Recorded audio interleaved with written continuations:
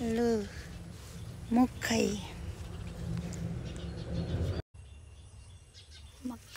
अब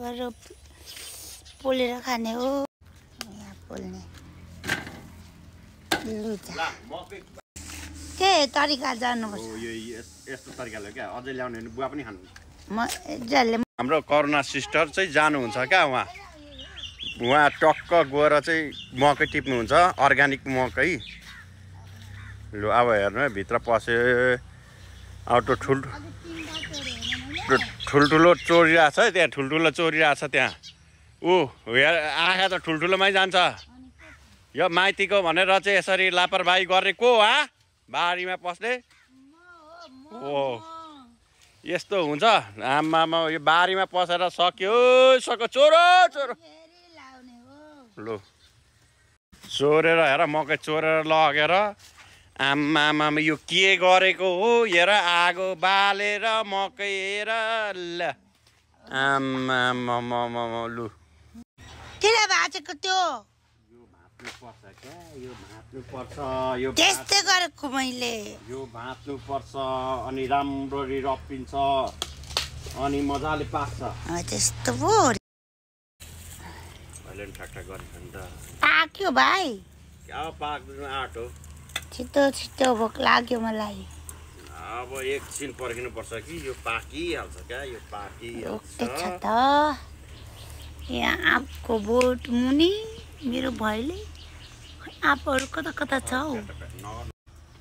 आँप फलेको छु माथि देख्नुभयो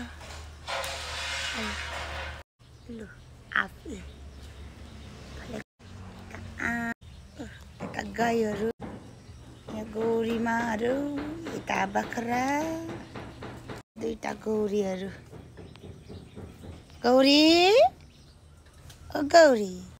यहाँ बाख्राहरू हाम्रो घरको बाख्राहरू यहाँको छेउ नु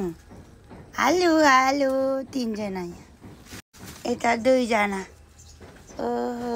अब दुध दिने बेला भएछ।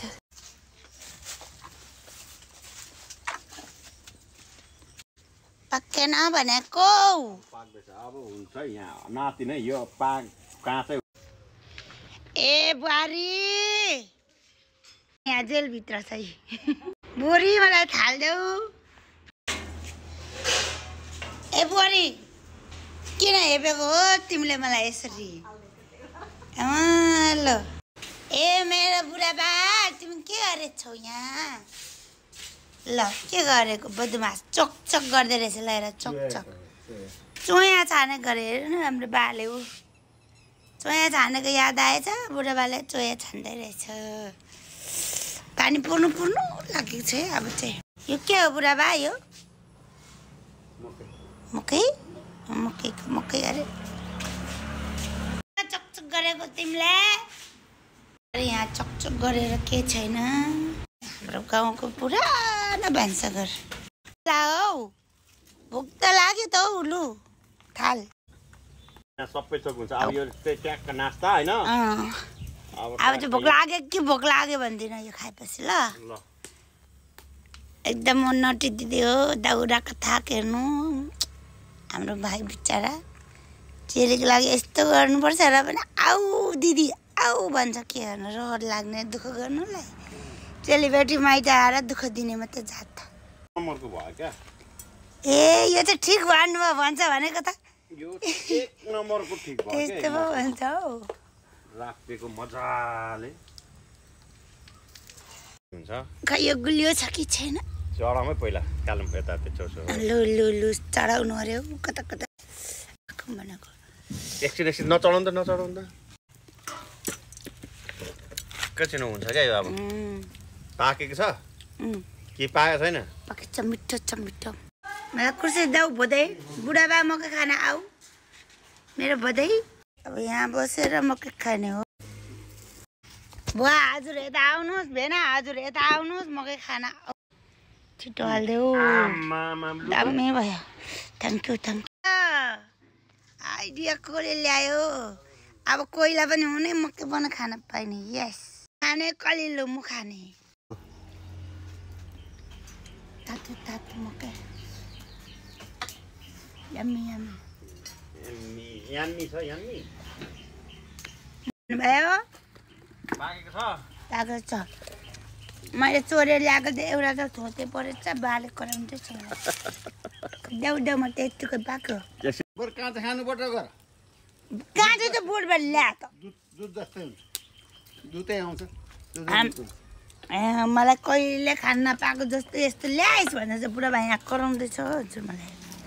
भयो भाइ भइहाल्थ्यो यहाँ आउनु भाइ यहाँ पाकेको छ त मलाई टेन्सन छैन भेराजु आउनु बा ह्याप्पी आउनु त मलाई देखाउनु त मलाई मात्छु आधी आधी आउनु भइरहेछ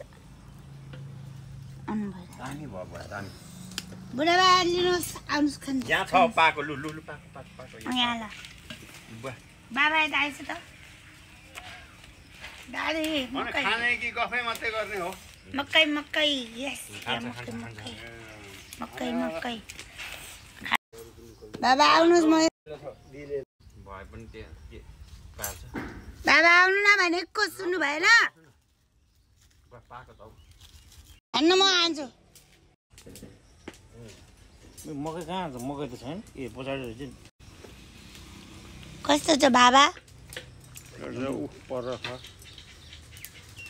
सबै भरेको नि भेना म खाने हो हामी गाईलाई मात्रै दिने कि मान्छेले खाने हो गाई मान्छेले कहाँ कतिले चाहना बनाउँदाखेरि मकै चाडमा कति खोज्छ अब यहाँ म लिएर आउँछु बनाउँदै गर्नु न म लिएर आउँछु यो लिएर जान्छ यो पर्छ भेराजुलाई दिउँ न नुन खोर्सानी पिनो लगाइदिउँ भन भन लसन नुन खोर्सानी पिसेर ल्याऊ बुझै मकै देऊ देऊ भाइ देऊ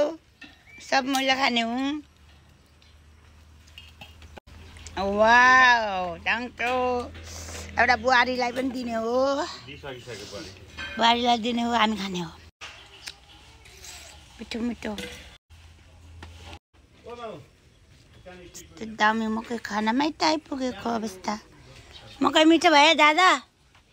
ओ बाबा बस्नु बिगौती खानु हजुर बिगौती खानु अब बिगौती खाएर जाने अब गाई ब्याउनु लागेको छ अरे बाबाले भन्नुको बिगौती खाएर जाऊ भन्छ छोरी दुइटा थुन त ठुलो भएको देख्थ्यौँ थ्याङ्क यू फर वाचिङ